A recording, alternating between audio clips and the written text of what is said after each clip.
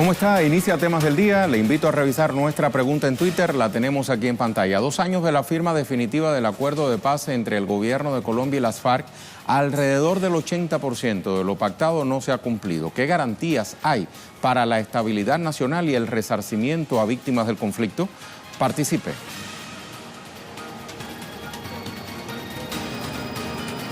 Mientras le cuento que el presidente del gobierno español, Pedro Sánchez, se encuentra realizando una visita oficial a Cuba. En paralelo comienzan a llegar a este país los primeros médicos de la mayor de las Antillas que formaban parte del programa de asistencia sanitaria Más Médicos en Brasil. De esto le vamos a hablar en nuestro primer tema del día.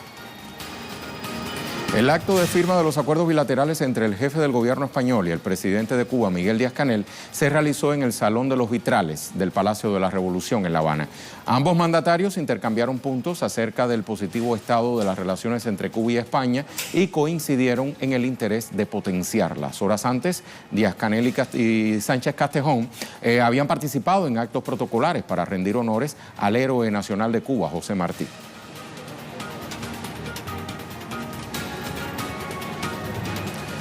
Como resumen de este primer encuentro del presidente cubano Miguel Díaz-Canel, expresó mediante la cuenta en Twitter, recibimos en el Palacio de la Revolución al presidente de España, Pedro Sánchez. Hemos tenido un primer y cordial encuentro con él en su visita a nuestro país que apreciamos sinceramente. Se fortalecen las relaciones entre Cuba y España. Utiliza una etiqueta que ha venido acompañando la cuenta oficial en Twitter del presidente de los Consejos de Estado y de Ministros de Cuba, Miguel Díaz-Canel Bermúdez. Somos Cuba. Estos fueron los acuerdos bilaterales suscritos durante la primera etapa de la visita del jefe del gobierno español, Pedro Sánchez, a Cuba. Se firmó un primer memorando de entendimiento, el cual contempla que ambos países celebren una reunión bilateral con frecuencia anual para entablar un diálogo franco, donde se van a tratar temas referentes a los derechos humanos. El segundo memorando de entendimiento se refiere al intercambio cultural. Por primera vez desde la ruptura de las relaciones que impuso el ex jefe del gobierno español, José María Aznar.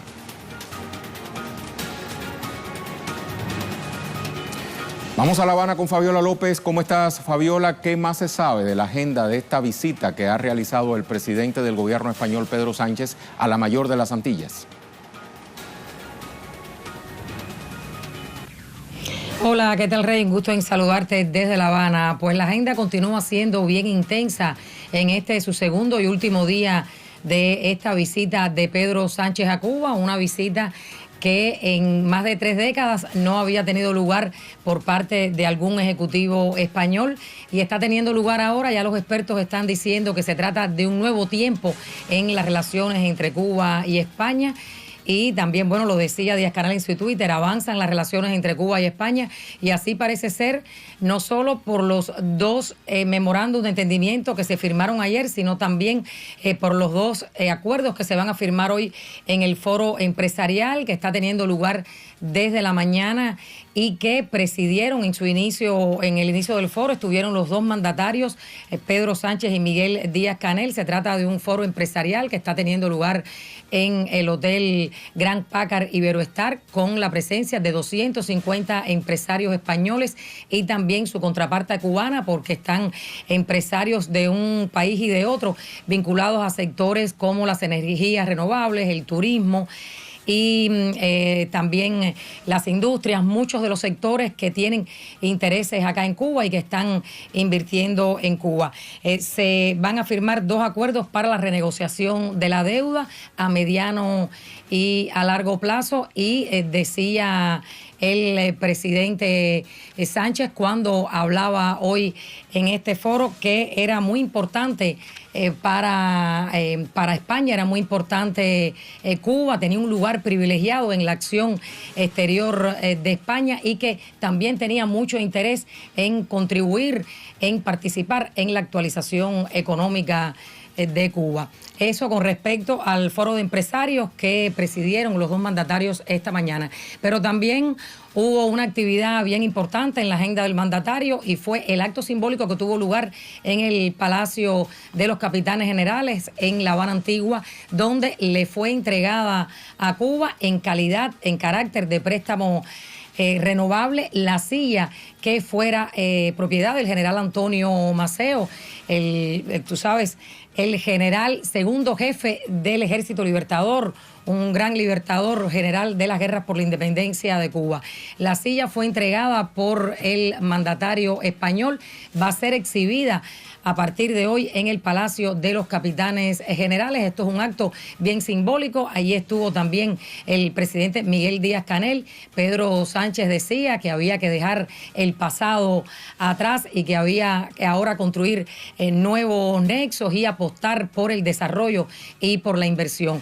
Y el historiador de La Habana, Eusebio Leal, agradecía el préstamo que se hacía en este acto simbólico y recordaba los nexos que tienen Cuba y España, los nexos culturales, bilaterales, familiares, y recordaba precisamente que el héroe nacional de Cuba viene de una familia española, su padre era español y también lo fue el padre del líder de la Revolución Cubana, Fidel Castro. Esto se recordaba hoy en el Palacio de los Capitanes Generales en esta visita que ya muchos dicen que está siendo histórica. Tiene una cobertura de prensa bien importante, más de 120 medios internacionales y extranjeros están acreditados acá en La Habana, 60 periodistas españoles han venido a reportar la visita, que tiene como objetivo primero normalizar el diálogo político y además impulsar también la cooperación económica, de inversión comercial, teniendo en cuenta el aspecto importante que es Cuba para España, porque también España es el tercer socio comercial de Cuba a nivel mundial y el primero en Europa. Por eso es tan importante esta visita que está teniendo lugar, Rey. Excelente, Fabiola. Muchísimas gracias por toda esta información. Hasta muy pronto. Fabiola López, directamente desde nuestra corresponsalía en La Habana. Vamos a seguir en Cuba, pero tratamos ahora otra temática. Un nuevo grupo de médicos que participaban en el programa Más Médicos en Brasil regresó a su país. ¿Qué implicará esto para la salud de los más necesitados en el gigante suramericano? ¿Qué dicen al respecto los profesionales de la salud cubana? Vamos a escuchar. Un día de mucha alegría, pero también de mucha tristeza por el pueblo brasileño, que sabemos que va a precisar de nosotros, que se van a quedar muchos sin atención médica, pero también estoy muy feliz por regresar con la frente en alto. Provenientes de la ciudad de Brasilia, llegaron los 200 profesionales de la salud de los más de 8.000 que brindan sus servicios en el gigante suramericano. Tras su llegada a La Habana, el Ministerio de Salud Pública declaró que en estos 5 años de trabajo, cerca de 20.000 colaboradores participaron en dicho programa. Cabe destacar que cerca de 170 médicos que se encontraban de vacaciones en Cuba han regresado a Brasil en este mismo vuelo para organizar personalmente el fin de su misión. Para las próximas horas se espera entonces otro avión con un nuevo grupo de colaboradores a bordo.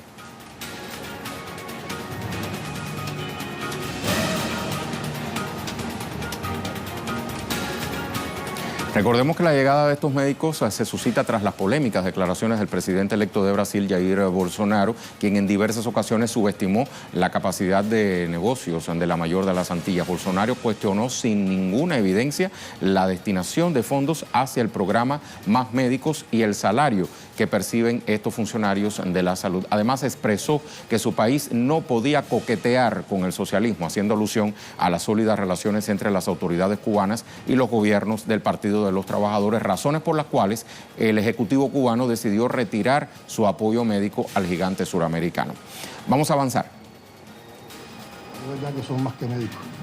Ustedes han regresado a la patria con una vivencia revolucionaria humana que los ha engrandecido. Y son más que médicos por eso, porque primero supieron llegar con desinterés, con altruismo y con entrega plena a los lugares donde no había asistencia médica. Revisamos entonces las cifras que nos permitirán entender qué implica para los brasileños la salida del personal cubano del programa Más Médicos. El programa fue creado por el gobierno de Dilma Rousseff para garantizar asistencia médica en las regiones más pobres y del interior de ese país. Desde agosto de 2013 hasta hoy ha tenido cerca de 20.000 colaboradores cubanos, como le decíamos. Esta cantidad de trabajadores de la salud de la mayor de las Antillas representa el 80% de los trabajadores del programa, que también integran especialistas brasileños y de otras nacionalidades. El programa llegó a más de 3.600 municipios del gigante suramericano. Cerca de 700 municipios brasileños tuvieron la presencia de un médico por primera vez en su historia.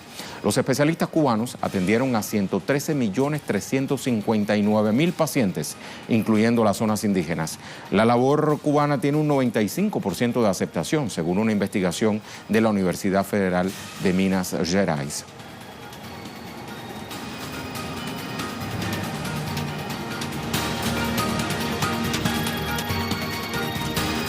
Tenemos ahora otras reacciones de parte de los médicos que participaron en este programa de salud en el gigante suramericano. El trabajo fue en el municipio Pontal de Paraná, estado Paraná. Llevaba 2 años, iba a cumplir ahora el mes próximo.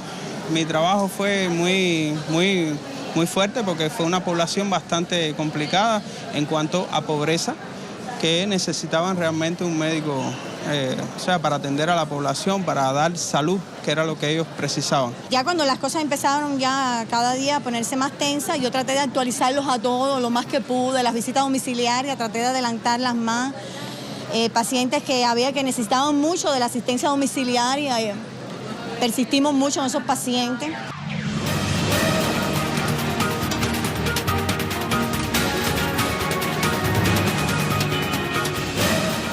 Recordamos entonces nuestra pregunta del día. A 2 años de la firma definitiva del acuerdo de paz entre el gobierno de Colombia y la FARC, alrededor del 80% de lo pactado no se ha cumplido. ¿Qué garantías hay para la estabilidad nacional y el resarcimiento a víctimas del conflicto, dada esta cifra?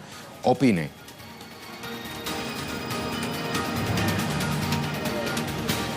Nuestra imagen del día nos lleva hoy a Rusia. Por primera vez en la historia de la aviación militar de ese país, ha permitido mostrar un avión espía a distancia nunca antes permitidas. El avión lleva por nombre Il-76 de la compañía Ilyushin. Puede transportar hasta 60 toneladas de cargamentos y también se utiliza para el despliegue de paracaidistas y maquinaria de combate de las tropas aerotransportadas de la nación euroasiática. Con estas imágenes hacemos una pausa.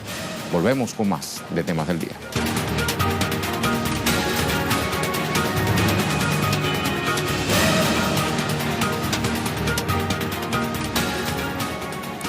Mañana se cumplen 2 años de la última firma del acuerdo de paz entre el gobierno de Colombia con la FARC. 2 excombatientes más fueron asesinados en los espacios de reincorporación.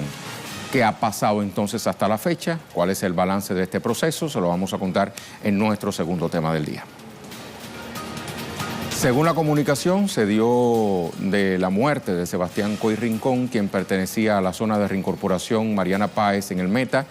Su cuerpo fue encontrado en la zona rural del municipio de Uribe, esto es en el mismo departamento. Posteriormente se reportó el hallazgo de cuerpo sin vida de Ángela Leiser Meléndez en la vereda El Tablón del municipio Leiva. Resaltó la FARC que con estas 2 muertes ya se registran 84 asesinatos de sus excombatientes desde la firma del acuerdo de paz.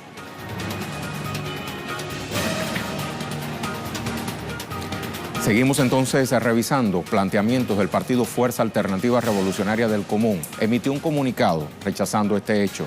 En el texto, el partido asegura: no vamos a permitir que se siga arrebatando la vida a los constructores de paz mientras las estructuras paramilitares se fortalecen en territorios consolidados por el gobierno nacional. Con estos 2 asesinatos, ascendemos al doloroso número de 84 camaradas asesinados.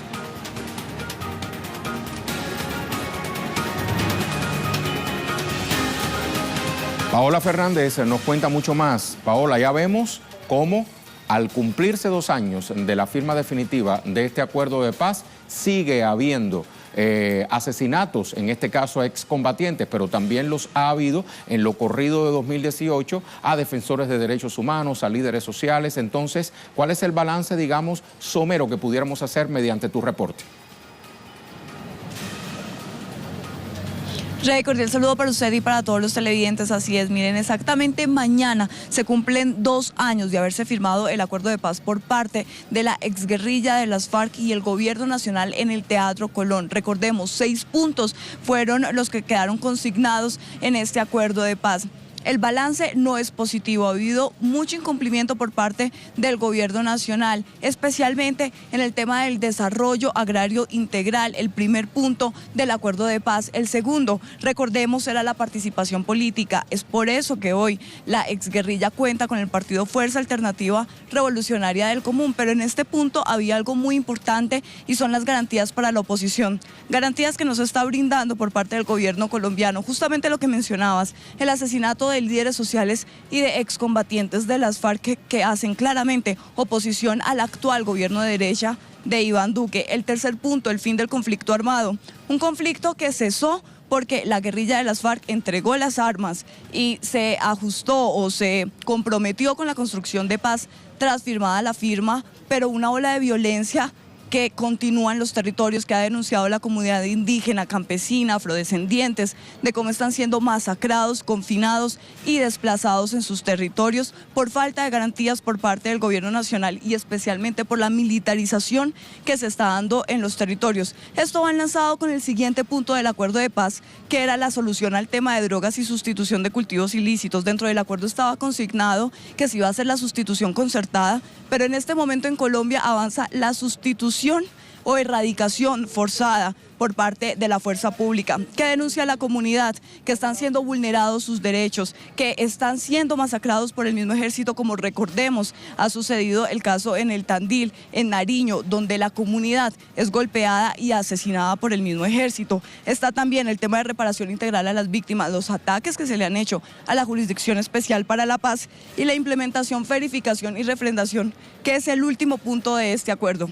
Un balance negativo por el incumplimiento por parte del gobierno nacional, pero muchos excombatientes aseguran que este acuerdo de paz les permitió transformar su vida, trabajar por la paz, dejar de combatir en la zona rural y en el campo colombiano y empezar a trabajar de una manera política y organizada. Pero el llamado de las comunidades sigue siendo el mismo, garantías por parte del gobierno nacional.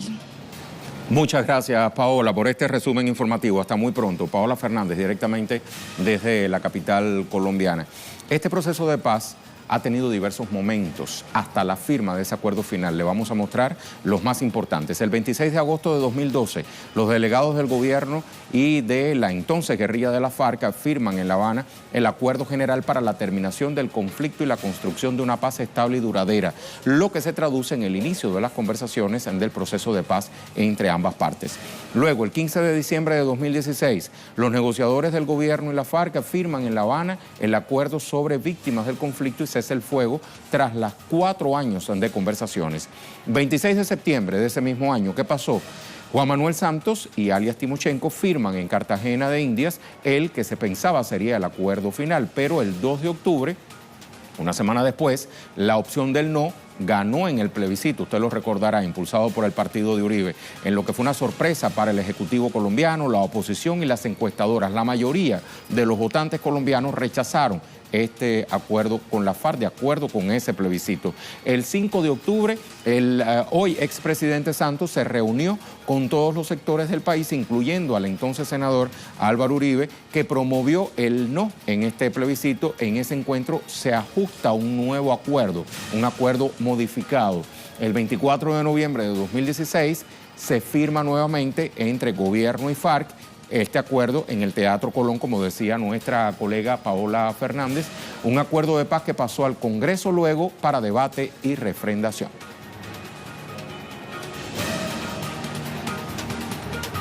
Por cierto, la víspera se realizó en el Congreso colombiano una sesión donde, entre otros temas, se presentó un balance de lo que ha sido este proceso de paz, este acuerdo de paz. Vamos a ver entonces lo que se ha determinado sobre la base de esta sesión en el Congreso. Rodamos imágenes. Ahí están.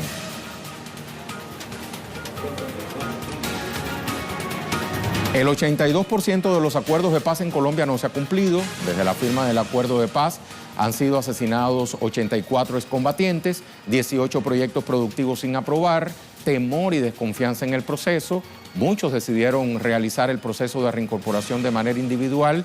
El 10% de los desmovilizados desistió de este proceso. Sin embargo, existen grandes esfuerzos de reconciliación. según lo planteado, la víspera en el Congreso.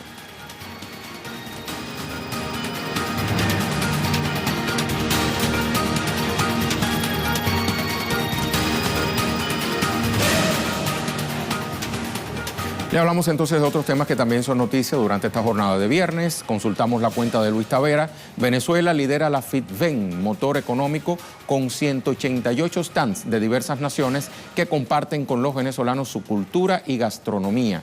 Este evento se realizará hasta el domingo. FITVEN, Feria Internacional del Turismo en Venezuela, para que lo comprenda mejor. Vamos a Chile. Tiare Valenzuela, 9 días del asesinato del comunero mapuche Camilo Catrillanca, presidente de la República Sebastián Piñera, visita la región de la Araucanía y en su punto de prensa asevera que el Comando Jungla no existe. ¿Qué le parece? Vamos ahora a Guatemala. Mario Rosales, Encuentro Mesoamericano de Comunicadores Comunitarios en Guatemala, afirma que hay una persecución contra la prensa alternativa. Ahora vamos a ver Palestina, nos lo cuenta Nayara Tardo. Pese al alto el fuego anunciado entre Hamas e Israel la pasada semana, las fuerzas israelíes continúan reprimiendo las manifestaciones de cada viernes en la Franja de Gaza. En esta jornada número 35 de protestas, la cifra de heridos fue de 14 palestinos.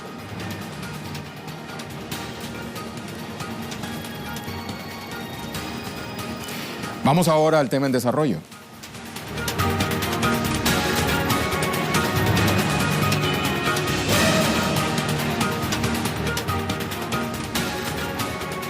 El pasado jueves, soldados estadounidenses realizaron tácticas y ejercicios militares en la frontera. Si le digo el pasado jueves, usted se imagina que hace muchos días, pero fue justamente ayer, tras órdenes del presidente Donald Trump de recrudecer las amenazas hacia la caravana de migrantes para no permitir su paso.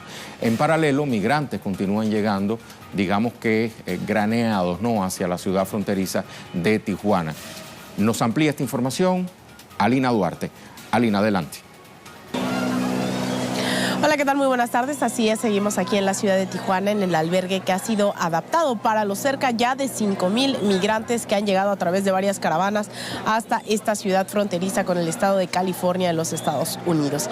Ha sido en este contexto que el alcalde de esta ciudad, Juan Manuel Gastelum, quien con anterioridad había dicho que haría una consulta entre los ciudadanos para decidir si se quedaban o no los migrantes o que iba a bloquear, no descartaba la posibilidad de bloquear las carreteras para que ya no llegaran más. Bueno, ahora declaró estado de emergencia en esta ciudad, una crisis humanitaria, así fue como lo llamó, pidiendo recursos económicos a organizaciones nacionales e internacionales y también apoyo del gobierno federal para mantener esta situación. Recordemos que también el presidente Donald Trump incluso ha citado a este alcalde para justificar que tampoco Estados Unidos está preparado para atender esta situación, la que ha llamado también una invasión y recientemente diciendo que se está saliendo de control y que por eso tendrían que tomar medidas inmediatas. Razón por la cual el mismo día de ayer también se realizó un ensayo militar para el posible cierre de fronteras. Y hablando de esta relación bilateral México-Estados Unidos, se tiene contemplado este plan, de acuerdo con el diario The Washington Post, el plan Quédate en México, con el cual la Casa Blanca buscaría que estos miles de migrantes que están buscando pedir asilo en Estados Unidos se mantengan en territorio mexicano y no estadounidense, de acuerdo con fuentes del mismo gobierno. Este habría sido negociado también con el equipo de transición del gobierno electo de Andrés Manuel López Obrador, quien tomará posesión precisamente como presidente el próximo 1 de diciembre. Volvemos contigo a estudios. Muchas gracias, Alina. Vamos a nuestra pregunta del día.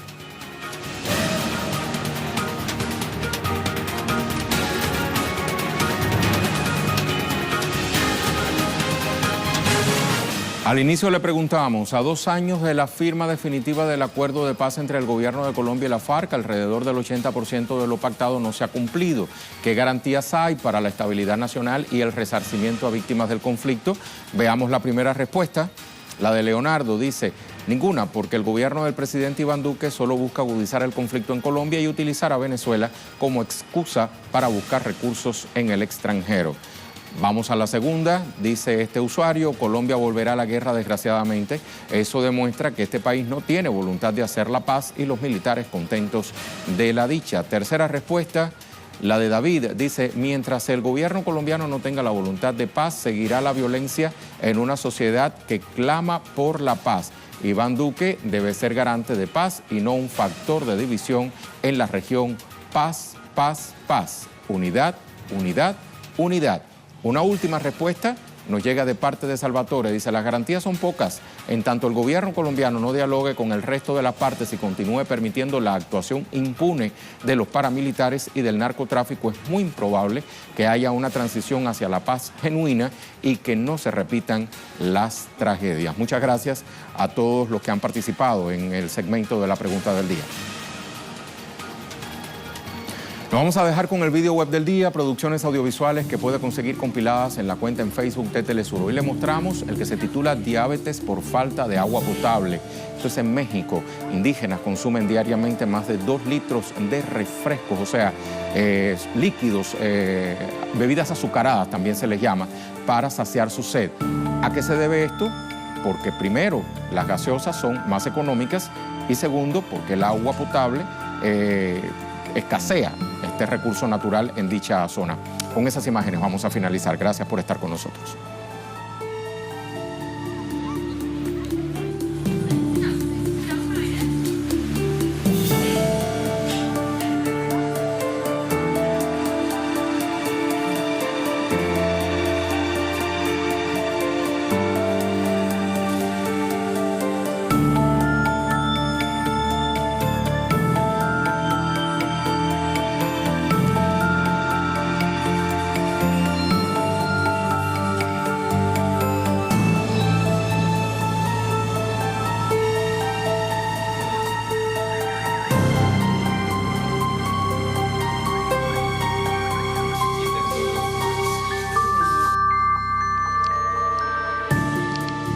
Desde las primeras presentaciones del refresco, que empezó con esta forma de vidrio y que las culturas lo vieron como algo místico, no solamente en su forma, sino también en su sabor.